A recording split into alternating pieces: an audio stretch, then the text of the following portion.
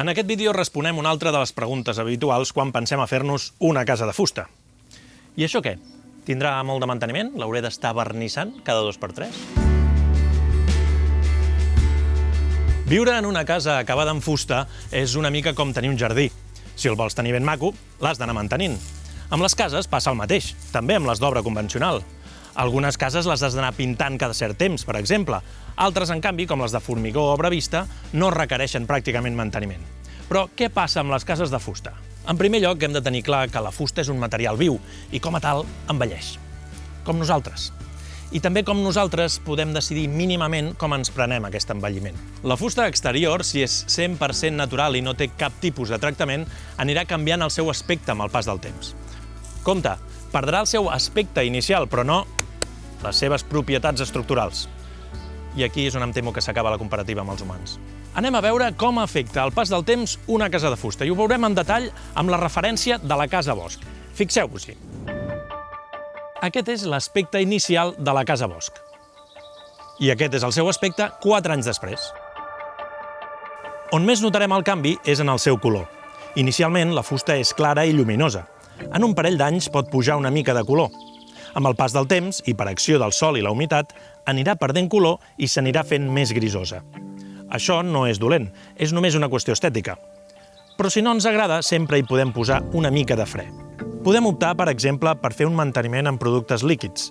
Si optem per aplicar un tractament, haurem de tornar-lo a aplicar cada 2 o 3 anys, especialment si hi ha exposició al sol i a l'aigua de pluja. Sovint, el que acaba provocant el mal aspecte de la fusta és un tractament deteriorat. No us refieu, doncs, en excés de les durades que posa als pots que compreu, perquè solen ser força optimistes. Tot i que el producte més famós és el vernís, actualment no s'utilitza gaire. I qui li ha guanyat la partida? Doncs els olis i, sobretot, el lasur a l'aigua, que és el producte que s'ha aplicat per protegir la fusta d'aquesta estructura i d'aquests revestiments que veiem aquí. I què és el lasur a l'aigua? Doncs és un producte que es ven en un pot com aquest, com si fos pintura o vernís, però té diversos avantatges respecte al vernís. Tinc aquí un tros de fusta, completament natural, sense tractar, on li aplicarem una mica de lasur, perquè veieu una mica l'efecte que fa. En primer lloc, hem de dir que el lasur té base aigua. Per tant, és més líquid, menys de fiscós, embruta menys, molt més fàcil de netejar si teniu algun racó que us heu deixat, i, sobretot, molt més fàcil d'aplicar. Fixeu-vos-hi. Amb una aplicació tan senzilla com això, ja teniu el lasur aplicat.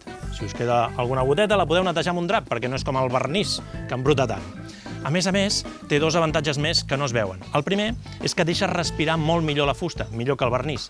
I el segon és que no deixa cap tipus de crosta, com si fa el vernís. Així que tots són avantatges. I a més, en tenim de molts colors. Aquí, per exemple, podem veure lasur negre, lasur blanc o el lasur incolor, que és aquest que tinc aquí i que s'ha fet servir per a aquesta estructura. Però què passa si us agrada l'acabat de la fusta i no teniu ganes de fer cap tipus de tractament, ni tan sols aquest tan fàcil del lasur? Doncs no patiu, perquè hi ha solucions per tot. Potser la més comuna i antiga és aquesta, l'autoclau, el que s'ha fet servir en aquesta tanca, per exemple, o en aquesta façana. Què és l'autoclau? L'autoclau és una fusta tractada de manera especial, amb unes sals de coure, que la converteixen en molt més resistent a la intempèrie. Aquí podem veure aquestes 2 llates, una de fusta natural, sense tractar, i aquesta amb autoclau. Podeu veure una lleugera diferència, que sí? I se sol presentar en diversos colors, marró, gris, verd, i també en diversos formats. Llata basta, com aquesta, però també en encadallat o en enllistonats més fins, que darrerament se sol fer servir molt en combinació amb el sate. Els propietaris de la casa Bosch, per exemple, van decidir que en aquesta façana nord no hi volien fer cap tipus de manteniment. Què van fer, doncs? Van posar-hi una fusta en autoclau i en aquest cas hi van aplicar també per qüestions estètiques i per donar una mica més de protecció un lasur de color negre. Així que ja veieu, tota aquesta façana és de color negre, a excepció, per cert, d'aquests llistons blancs. Aquests llistons blancs són llistons de fusta natural, per tant, sense autoclau, sense protecció, on hi van aplicar un oli, que protegeix una mica més que el lasur, de color blanc, com dèiem, per una qüestió estètica. I us preguntareu, i per què no van posar oli a tot arreu? Doncs perquè aquesta fusta és autoclau, no necessita una gran protecció, i sobretot també perquè l'oli és força més car que el lasur. Hi ha altres opcions de mínim manteniment, com poden ser la fusta termotractada, la fusta carbonitzada i les fustes exòtiques d'alta densitat.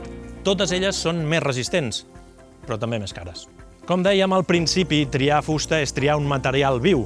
Això vol dir entendre que el seu aspecte canviarà amb el pas del temps. Canvis de color, alguna petita fissura, és un procés natural i sobretot és molt important tenir present que no afecta per res l'estructura de la casa. Així que, tranquils, teniu casa de fusta per molts anys.